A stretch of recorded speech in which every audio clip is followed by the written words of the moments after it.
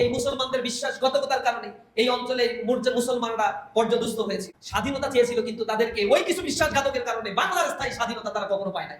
বাংলার মানুষেরা বারবার পরাধীন হয়েছে, জীবন দিয়েছে। মূল থিমটা নির্ধারণ করা হয়েছে, আপনারা দেখেছেন, পলাশী দিবসের তাৎপর্য এবং জুলাই গণ অভ্যুত্থান পরবর্তী বাংলাদেশ।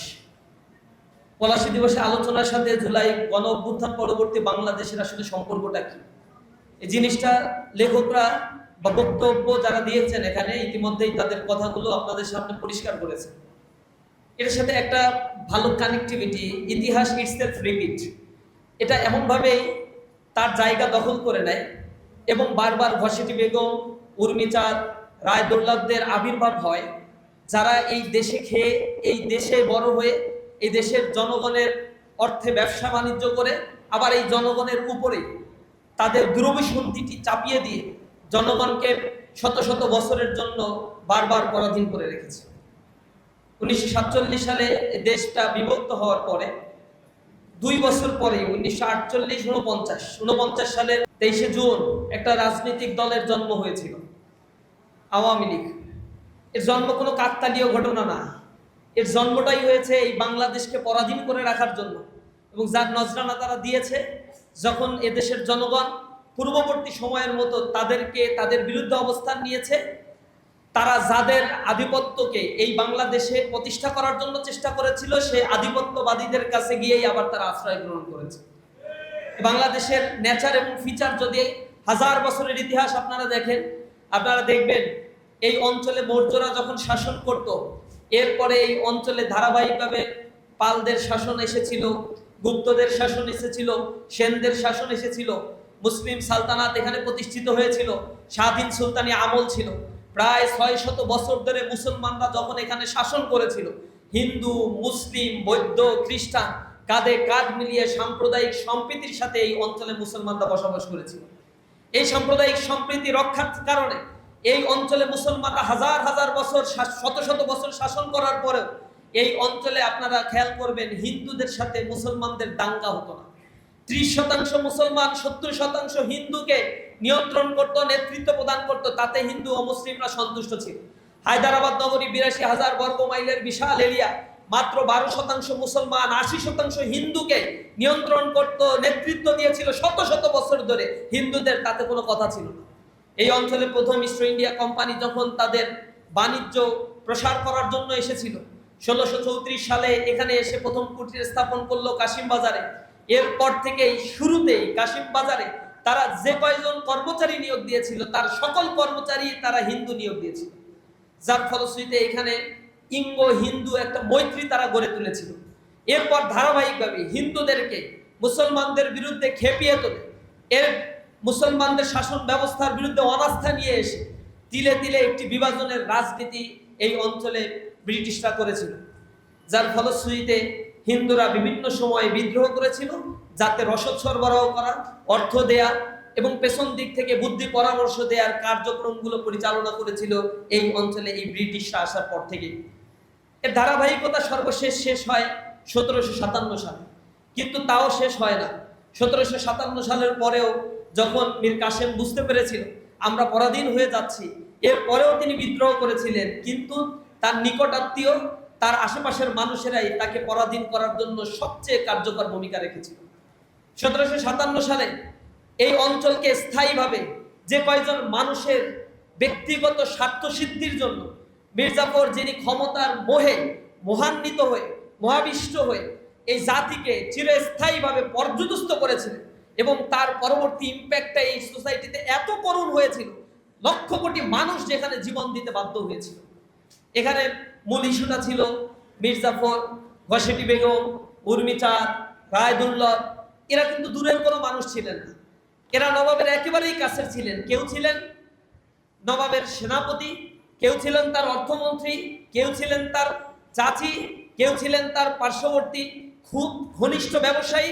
এই মানুষগুলোই পরবর্তীতে নবাব সিরাজউদ্দৌলাকে মিসগাইড করেছিল এবং বিপদের মুখে তাকে ফেলে দিয়ে ইংরেজদের পক্ষাবলম্বন করেছিল, শুধুমাত্র ক্ষমতার মসনদে যাওয়ার জন্য। একটা সালতানাতকে কিভাবে বিক্রি করে দিতে হয় তার পরবর্তী ইতিহাসগুলো দেখলে আপনারা তা পাবেন। 1757 সালের পর থেকে 1780 সাল পর্যন্ত এই 23টা বছরে এর মধ্যে শুধুমাত্র মুর্শিদাবাদ থেকে, এই অঞ্চল থেকে 2,80,00,000 পাউন্ড এই অঞ্চল থেকে ইংল্যান্ডে পাচার করা হয়েছিল। মুর্শিদাবাদ নগরী, ঢাকা নগরী ছিল সমৃদ্ধের নগরী। এই নগরী থেকে শুধু মুর্শিদাবাদের রাজকোষাগার থেকে 1 বছরে 15 লক্ষ পাউন্ড পাচার করা হয়েছিল।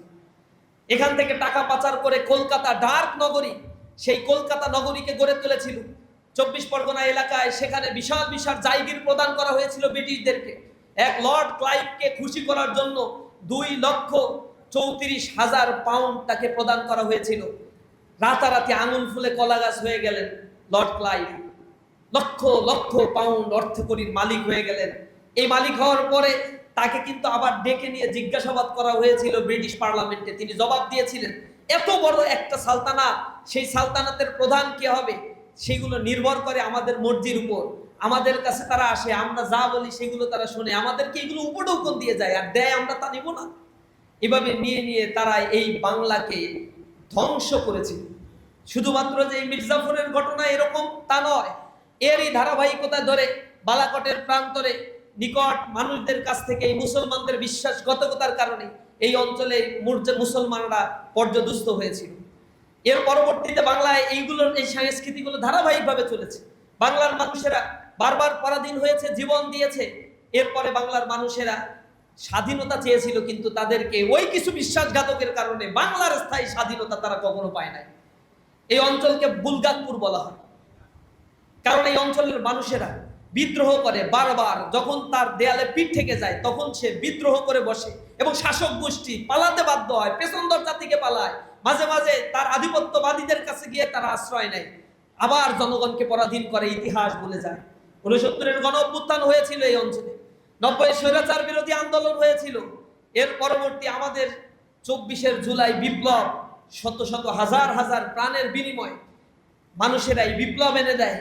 আর শাসক গোষ্ঠী যারা বিদেশে দীর্ঘদিন ধরে আলিশান জীবন যাপন করে, পরিবার পরিজন নিয়ে জীবন সমৃদ্ধের একটি জীবন যাপন করে, বিপ্লব বিদ্রোহ এরপরেই তারা এসে আবার ক্ষমতা দখল করে। বিপ্লব বিদ্রোহ কি হয়েছিল তার মর্যাদা না দিয়ে এখানে তারা তাদের চিরস্থায়ী বন্দোবস্ত করার জন্য এই জাতিকে বারবার পরাধীন করেছে। 1971 সালের ঘটনা তাই ছিল। মুক্তিযুদ্ধের সময় শেখ মুজিবের কোনো অস্তিত্ব ছিল না 9 মাস।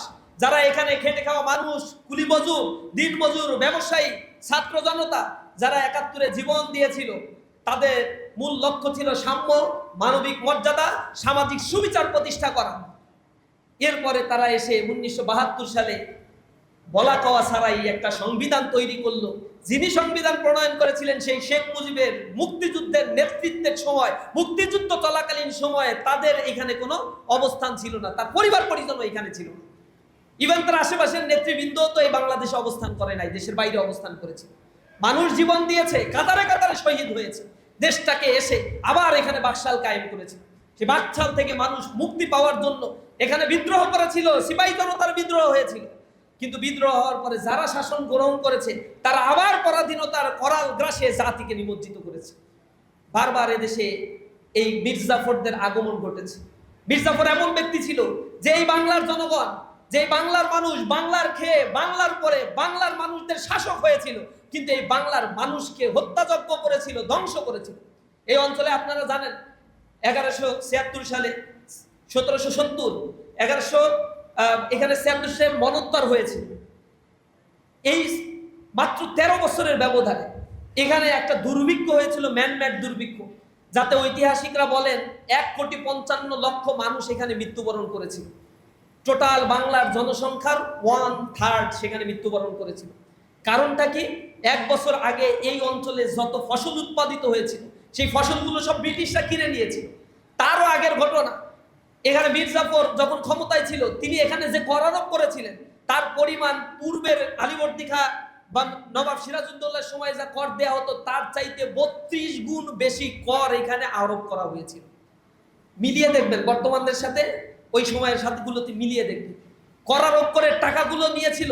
জমিদাররা যখন টাকা দিতে পারতো না, এখানে চিরস্থায়ী বন্দোবস্ত করা হয়েছিল, সূর্যাস্ত আইন করা হয়েছিল।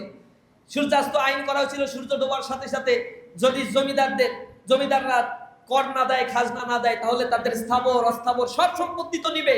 তার স্ত্রী, সুন্দর স্ত্রী থাকলে তাকে নেবে, সুন্দরী তার কন্যা থাকলে তাদেরকেও তারা অধীনস্থ করে নেবে। এই কারণে মুসলমান জমিদার যারা ছিল এই জায়গাগুলো ছেড়ে গিয়েছে, আর উর্মি চাঁদের মতো ব্যবসায়ীরা এইখানে বাসা বেঁধে তাদের মতো করে এই জমিগুলো তারা ব্রিটিশদের বন্দোবস্তের অধীনে তারা নিয়ে এসেছে। এই পরাধীন করেছিল তারা। কাদেরকে তারা হত্যা করেছিল? কাদের জায়গার এখানে স্থাপন করতে গিয়ে খসিটি বেগমরা এই কনস্পিরেসির আশ্রয় নিয়েছিল? আজকে বাংলাদেশের ইতিহাস দেখে, জুলাইয়ের পরবর্তী একটি স্বাধীন বাংলাদেশে আমরা যেভাবে চেয়েছিলাম এখানে একটি রাষ্ট্র সংস্কার হবে, কাঠামোগত সংস্কার হবে, বিচার বিভাগ স্বাধীন হবে, অর্থ ব্যবস্থা স্বাধীন হবে, জুডিশিয়ারি অ্যাডমিনিস্ট্রেশন তার পুরাতন সেই বন্দোবস্ত থেকে মুক্তি পাবে, দেশের অর্থ কাঠামো মুক্তি পাবে, চাঁদাবাজ, সন্ত্রাস, দুর্নীতি, গুম, খুন, হত্যাযজ্ঞ সব বাংলাদেশ থেকে দূর হবে, আইনের শাসন প্রতিষ্ঠা হবে। তারাও আমাদের এই নতুন বন্দোবস্তের কথা বলে 17 বছর 20 বছর ক্ষমতায় ছিল না। জনগণ মনে করেছিল বিদেশে গিয়ে তাদের চরিত্র হয়তো কিছুটা পাল্টেছে, কিন্তু কি চরিত্র পাল্টেছে? আগে বলেছে গণভোটে হ্যাঁ রায় দেন, কিন্তু এখন এসে বলে এগুলো আমাদের সাথে প্রতারণা করছে। আমরা ওই সময় হ্যাঁ পক্ষে কথা বলছি, না হলে এই নির্বাচন দিত না আর জনগণ আমাদের ভোট দিত না। কতটা বেঈমান আর কতটা প্রতারণা! এরপরে তারা জুলাই সনদের যে সংস্কারগুলো বলছে এইগুলো সংস্কার আমরা মেনে নিব, এখন আসার পরে 4-5 মাস পেরিয়ে গিয়েছে, বাধ্যবাধকতা 3 মাসের ছিল সংসদে এটা পাশ করতে হবে, সেগুলো তারা করে নাই। জুলাই সনদের ততটুকু তারা বাস্তবায়ন করবে বলে বলেছে যতটুকু তাদের স্বার্থের সাথে যায়। তারা বিচার বিভাগীয় স্বাধীন সচিবালয় চায় না, কারণ বিচারক নিয়োগের ক্ষেত্রে তাদের হস্তক্ষেপ লাগবে। তারা নিজেদের মতো করে আরেক স্বৈরাচারী বন্দোবস্ত তৈরি করবে। তারা চায় না এই রাষ্ট্রের কাঠামোগুলো সংস্কার হোক, তারা চায় না গুম খুন প্রতিরোধ অধ্যাদেশ বাস্তবায়ন হোক, তাহলে তাদের স্বৈরাচারী মনোভাব তারা আর বাস্তবায়ন কেন করতে পারবে না। তারা ব্যাংক রেজুলেশন অধ্যাদেশ নিয়ে টালবাহানা করেছে, বাংলাদেশের অর্থনৈতিক খাতগুলোকে তারা ধ্বংস করে দিচ্ছে। চাঁদাবাজির হাত বদল হয়েছে, 100 দিনের শাসনে 600 মানুষকে হত্যা করা হয়েছে, তার কোনো বিচার হচ্ছে না। নির্বিচারে দিনে দুপুরে মানুষকে কুপিয়ে হত্যা করা হচ্ছে, তাদেরকে আবার 2 দিন পরে জামিন দিয়ে দেওয়া হচ্ছে। আওয়ামী লীগ প্রকাশ্যে তারা অফিস খুলছে, মিছিল মিটিং করছে, আবার আমাদের সামনে নাটক করে, আওয়ামী মিছিল করে, এর বিরুদ্ধে তারাও এই কর্মসূচি পালন করে। সরে সরে মাসতুতো ভাই হয়েছে। আশ্চর্য বিষয়, তাদেরকে একদিকে জামিন দিয়ে দিচ্ছে, একদিকে তাদের অফিস খোলার পারমিশন দিয়ে দিচ্ছে, একদিকে তাদের কর্মসূচি করার পরে পুলিশ তাদেরকে গ্রেফতার করে না। অথচ আমরা এই প্রেস ক্লাবের এই মোড়ে দাঁড়ানোর জন্য 1-2 জন দাঁড়ালেও সেইখানে পুলিশ আক্রমণ করতো, স্নাইপার দিয়ে গুলি করতো, এরপরে কাউকে ধরতে না পারলে মামলা করে গণহারে গ্রেফতারের অভিযান তারা পরিচালনা করতো।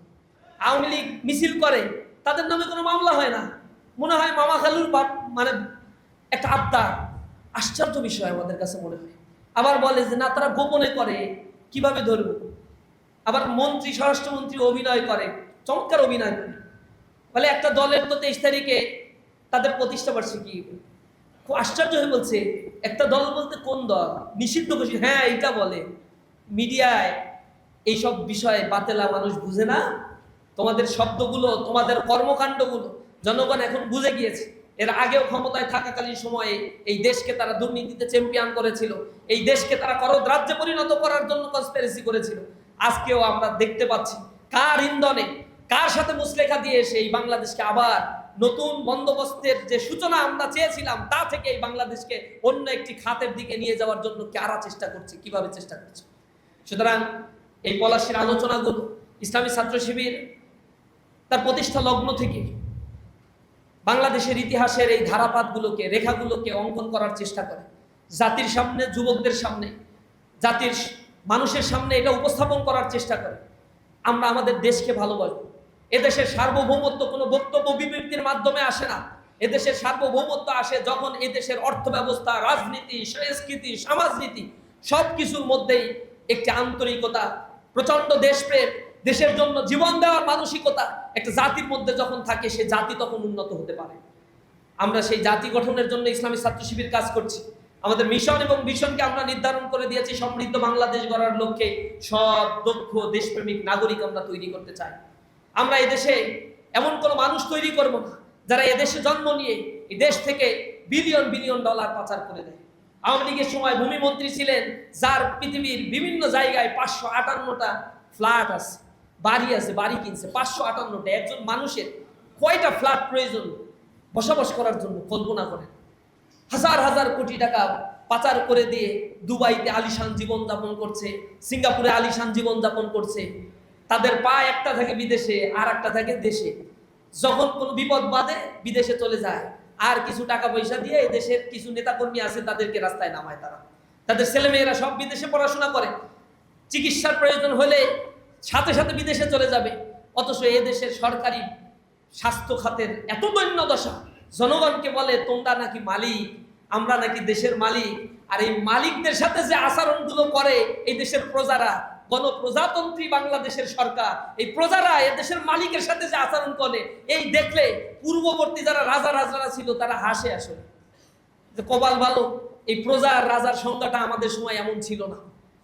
আমরা নাকি দেশের মালিক, আমাদের টাকাগুলো লোপাট করে নিয়ে যাচ্ছে ব্যাংক থেকে। প্রতিকার চাইতে গেলে আমাদেরকে আবার জল কামান মারে, আমাদেরকে আবার বের করে দেয়, বলে জামাতার শিবির, তোমরাই এসে এখানে প্রতিবাদ করতেছো। আমাদের ব্যাংকে টাকা রাখলে আমরা প্রতিবাদও করতে পারবো না, আমাদের ট্যাগ দিবে। এরপরে আর না পেরে এখন সংসদে দ্বারায় বলতেছে না এদের সাথে আর তো হয় না, তাইলে জামাতকে এখন নিষিদ্ধ করতে হবে। আর কিছু না পাইলে তখন রাজাকার আলবদর, যখন বলা হয় যে না রাজাকার আলবদর যে বলছো এটার সাথে তো তোমাদেরও একটা সম্পর্ক আছে, তোমাদের প্রতিষ্ঠাকালীন সদস্যদের মধ্যে অনেকেই তো স্বীকৃত রাজাকার ছিল। বলছে না ওইটা নিয়ে আমাদের অতই নাই, তারা হচ্ছে পরবর্তীতে বাংলাদেশকে ওন করছে, তো এই কারণে ওইটা আর এটা ভিন্ন। এদের নেতাকর্মী তো ফাঁসি হয়ে গেছে, কারণ এরা স্বীকৃত রাজাকার ছিল। তো আমরা বলছি তোমাদেরও তো নেতাকর্মী দুই একজনের ফাঁসি টাসি হয়েছে, তাহলে ওইটা কি হয়েছে? বলছে না ওনাদের ব্যাপারে ষড়যন্ত্র করা হয়েছে। নিজেদের সাথে মিললে তখন মানে আশ্চর্য লাগে তাদের রাজনৈতিক স্ট্যান্ডগুলো দেখলে। পূর্ববর্তী যারা ছিল ফ্যাসিজম কায়েম করেছে, একই চরিত্রের দিকে তারা যাচ্ছে, কারণ রাজনৈতিক কোনো এজেন্ডা তাদের কাছে নাই। আমরা তাদের কাছে অনুরোধ জানাই, ইতিহাস থেকে শিক্ষা গ্রহণ করুন, এই বাংলার ইতিহাস পড়ুন, কিভাবে বারবার এখানে বিদ্রোহ করেছে, আর বিদ্রোহ করার পরে এই অঞ্চলের শাসকদের কি দশা হয়েছে। সেই দিকে যদি না যেতে চান, নতুন বাংলাদেশকে গড়ার জন্য কাঁধে কাঁধ মিলিয়ে একটি আত্মপ্রত্যয়ী, স্বনির্ভরশীল, সমৃদ্ধ একটি বাংলাদেশ গড়ার জন্য আপনাদের কাছে আমরা উদাত্ত আহ্বান জানাই। সকল গুম খুন হত্যাযজ্ঞের বিচার অনতি বিলম্বে এই বাংলার মাটিতে কার্যকর করার জন্য অনুরোধ জানিয়ে আমি আজকে এই প্রোগ্রামে যারা উপস্থিত হয়েছেন, সম্মানিত অতিথিবৃন্দ, প্রিয় সাংবাদিক বন্ধুগণ, প্রিয় উপস্থিতি, সকলকে আন্তরিকভাবে ইসলামী ছাত্র শিবিরের পক্ষ থেকে ধন্যবাদ, কৃতজ্ঞতা জ্ঞাপন করে আমার কথা শেষ করছি।